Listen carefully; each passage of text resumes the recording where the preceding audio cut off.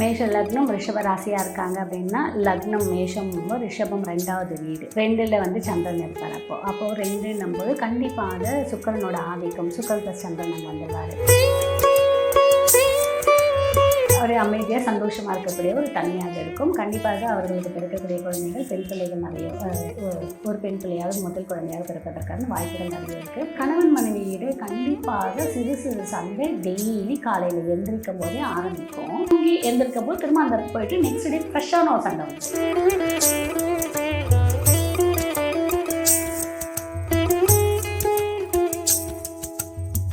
Credit card over டியூவா, multiple EMI ஸ்ட்ரெஸ்ஸா? இனி ஒரே இஎம்ஐல ஈஸியா மேனேஜ் பண்ணலாம். Power of one EMI. Rishabam ma'am. So இப்போ ஒரு ரிஷப ராசி அன்பர் இருக்காங்க. இவங்க வந்து மேஷ லக்னத்தில் பிறந்திருக்காங்க அப்படின்னா அவங்களுடைய குணாதிசயம் எப்படி இருக்கும்? மேஷ லக்னம் ரிஷப ராசியாக இருக்காங்க அப்படின்னா லக்னம் மேஷம் ரிஷபம் 2வது வீடு. ஆமாம், 2ல் வந்து சந்திரன் இருப்பார்.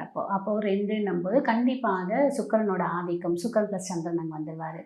2ன்றது என்னது, 2ஆம் வீடு நம்ம குடும்பம் வந்து நல்ல ஒரு அமைதியாக சந்தோஷமாக இருக்கக்கூடிய ஒரு தன்மையாக இருக்கும். கண்டிப்பாக அவர்களுக்கு பிறக்கக்கூடிய குழந்தைகள் பெண் பிள்ளைகள் நிறைய, ஒரு பெண் பிள்ளையாவது முதல் குழந்தையாக பிறப்பதற்கான வாய்ப்புகள் நிறைய இருக்குது. அதே மாதிரி அவங்களுடைய மனைவி நல்லா அவங்களுக்கு சமைச்சு கொடுக்கக்கூடியவங்களாகவும் இருப்பாங்க. ஆணாக இருந்தால் நல்லா நமக்கு சமைச்சு கொடுக்குறவங்களாக இருப்பாங்க. நல்லா நம்மளுக்கு அன்பாக பார்த்துக்கக்கூடியவங்களாக இருப்பாங்க. இல்லை பெண்ணாக இருந்தாங்க அப்படின்னும் போது கணவனுக்கு இவங்க ஏதாவது கண்டிப்பாக சம்பாதித்து சப்போர்ட் பண்ணக்கூடிய தன்மையாக இருக்கும். ஏன்னா 2ஆம் இடம் சொல்லக்கூடியது என்ன, குடும்பம், வருமானம், வாக்கு, இது எல்லாமே சொல்லக்கூடிய இடம் தான் இது. இப்போ என்ன ஆகும்னா, இப்போ அந்த மேஷம் 1 போது ரிஷபம் 2 போது என்ன ஆகும்னா, அந்த செவ்வாய் ப்ளஸ் சுக்கிரன் வரும்போது கணவன் மனைவியிட கண்டிப்பாக சிறு சிறு சண்டை டெய்லி காலையில் எந்திரிக்கும் போதே ஆரம்பிக்கும். படுக்கும் போது வரைக்கும் இருக்கும். பட் மீன்ஸ் தூங்கி எந்திரிக்கும் போது திரும்ப அந்த போயிட்டு நெக்ஸ்ட் டே ஃப்ரெஷ்ஷான ஒரு சண்டை வந்து ஓகே. ஸோ அவங்க வந்து எப்படின்னா சண்டை போட்டுப்பாங்க, அடிச்சுப்பாங்க, எல்லாம் பண்ணுவாங்க. பட் விலைக்கு போவாங்கன்னு போக மாட்டாங்க. அது ஒரு இருந்துக்கிட்டே இருக்கும். ஆனால் செவ்வாய் சுக்கிரன் இருக்கும்போது கண்டிப்பாக இந்த ஒரு இஷ்யூஸை நான் வந்து ரெகுலராக ஜாதகத்தில் பார்க்கக்கூடிய ஒரு விஷயமாக இருக்குது. அப்புறம் இவங்களுக்குள்ள என்னென்னா 2 பேருக்குள்ளே ஒருத்தர் விட்டு கொடுக்காம அண்டர்ஸ்டாண்டிங்கோட புரிதலோடு போவாங்க. 2 பேரும் கண்டிப்பாக சம்பாதிக்கக்கூடிய தன்மையாக இருப்பாங்க. 2 பேரும் நல்ல படித்தவங்களாகவும் இருப்பாங்க. குடும்பத்தை 2 பேரும் ஒரு ஃபேமிலின்றது என்னென்னா ஒரு வண்டி மாதிரி 2 பக்கம் 2 சக்கரம் இருந்தால் தான் அந்த வண்டி மூவ் ஆன் ஆகும். ஒரு சக்கரம் மட்டும் ஓடிட்டு இருந்தால் ஒரு பக்கம் சைடு வாங்கிட்டு தான் போயிட்டுருக்கோம். அந்த மாதிரி இந்த செவ்வாயும் சுக்கிரனும் சேரும் போது என்ன ஆகும்னா வண்டி ஸ்மூதனாக போகும். ஏன்னா ஒரு பக்கம் மட்டும் எழுதிட்டு போகாது. ஏன்னா 2 பேரும் பேலன்ஸ் பண்ணி போகக்கூடிய தன்மையாக இருக்கும். நல்லாயிருக்கும். Okay, super ma'am. இப்போ ரிஷப ராசி மேஷ லக்னத்தில் பிறக்கிறாங்க அப்படின்னா அவங்க என்ன மாதிரி வேலையாக இருக்கட்டும், இல்லைனா வந்து அவங்க ஒரு கெரியர் செட் பண்ணணும் அப்படின்னா எந்த ஃபீல்டில் போனால் நல்லாயிருக்கும்? இன்டீரியர் டெக்கரேஷன், அப்புறம் ஆர்கிடெக்ட், அதுக்கப்புறம் வந்து கெமிக்கல்லையே வந்து ஒரு புதுசாக ஏதாவது. சுக்கிரன்றது என்னன்னா நியூ கிரியேட் பண்ணக்கூடிய விஷயம். ஓகே. செவ்வான்றது வந்து ஜென்ரலாக கெமிக்கல், எலக்ட்ரானிக்ஸ் இந்த மாதிரி விஷயத்தில் நீங்கள் ஒரு புதுசாக ஒரு அட்ராக்ட் பண்ணக்கூடிய ஒரு விஷயத்தையும் ஆட் பண்ணி பண்ணும்போது நீங்கள் யூனிக்காக தெரிவிங்க. சக்ஸஸ் ரேட் ஜாஸ்தியாக இருக்கும். ஸோ இந்த மாதிரி பண்ணுறது ரொம்ப ஒரு இது இருக்கும். 2வது அவங்க இதில் கூட இருப்பாங்க, ஹாஸ்பிட்டல் ரிலேட்டடாக ஒர்க் பண்ணக்கூடியவங்களாகவும் இருப்பாங்க. ஹாஸ்பிட்டல் ரிலேட்டடாக எந்த ஃபீல்டில் வேணாலும் இருப்பாங்க. லேப் டெக்னீஷியன் வந்து, எக்ஸ்ரே டெக்னீஷியன் வந்து, டாக்டர்ஸாக கூட இருக்கிறதுக்கான வாய்ப்பு. டாக்டர்ஸ் எல்லாம் இருக்காங்கன்னா டெர்மட்டாலஜிஸ்டாக இருப்பாங்க, பிளாஸ்டிக் சர்ஜனாக இருப்பாங்க. இந்த மாதிரியெல்லாம் சூஸ் பண்ணும்போது நல்ல ஒரு க்ரோத் இருக்கும். Okay, super ma'am, super. இப்போ ரிஷப ராசியில் பிறந்திருக்காங்க, மேஷ லக்னமாக இருக்காங்க அப்படின்னா அவங்க வாழ்வியல் கடவுளாக இந்த கடவுளை நீங்கள் எப்போவுமே கும்பிடுங்க. உங்களுக்கு எந்த பிரச்சனை வந்தாலும் அவர் துணையாக இருப்பார்னா எந்த கடவுள் வழிபாடு எடுத்துக்கலாம்? இவங்க எந்த மாதிரி வழிபாடு எடுத்துக்கலாம்னா பழமுதிர் சோலை இருக்குது பார்த்தீங்களா, பழமுதிர் சோலை அங்கே போயிட்டு வழிபாடு. வேல் இருக்கும், அந்த வேலுக்கு வந்து பாலுக்கு அபிஷேகம்லாம் வாங்கி கொடுத்துட்டு வரும்போது நல்ல மாற்றம் இருக்கும். ரெகுலராகவே இந்த வழிபாடு எடுத்துக்கலாம். ஏன்னா பழமுதிர் சோலையும் நமக்கு பணத்தை கொடுக்கக்கூடிய ஒரு இடம் அது. ப்ளஸ் வந்து குடும்பமாக இருக்கக்கூடிய இடம் அது. இந்த பழமுதிர் சோலை முருகர் கோவில் பார்த்தீங்கன்னா ஒரு குடும்பமாக இருப்பாங்க. இந்த பக்கம் அழகர் மலையில் மாமா இருப்பார், இந்த சைடு வந்து 18ஆம் படி கருப்பு இருக்காங்க, மேலே வந்து அம்பாள் இருக்காங்க. அந்த மாதிரி ஒரு குடும்பமாக இருக்கக்கூடியது. ரிஷபம்ன்றது குடும்ப வீடு. 2ஆம் இடம் சொல்கிறோம்ல, மேஷத்துக்கு 2ஆம் இடம் ரிஷபம். குடும்பம் அமைப்பு. நான் சொல்கிறது வந்து ஜென்ரலாக அமைஞ்சிட்டு இருக்கவங்க கோயில் பக்கம் போக மாட்டாங்க. ஓகே. இதில் ஏதாவது ஒரு சிக்கல் இடங்கள் இருக்குன்றவங்க இங்கே நீங்கள் அடிக்கடிக்கு போயிட்டு வர உங்களுக்கு ஒரு குடும்ப வாழ்க்கைன்றது நல்ல ஒரு நிம்மதியான குடும்ப வாழ்க்கையாக இருக்கும், ஒரு அமைதியான குடும்ப வாழ்க்கையாக இருக்கும்.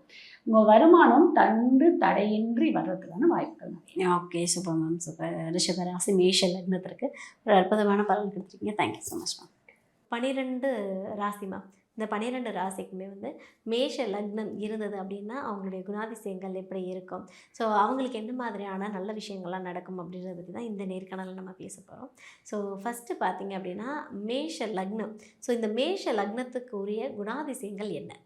ஒவ்வொருத்தர் ஒவ்வொரு ராசியில் பிறந்திருப்பாங்க. ஆனால் லக்னம்ன்றது ஒவ்வொருத்தருக்கு ஒவ்வொரு விதமாக மாறி போகும். யாரோ ஒருத்தருக்கு தான் பார்த்தீங்கன்னா ஒரே ராசியாவோ ஒரே லக்னமாவோ அமையும்.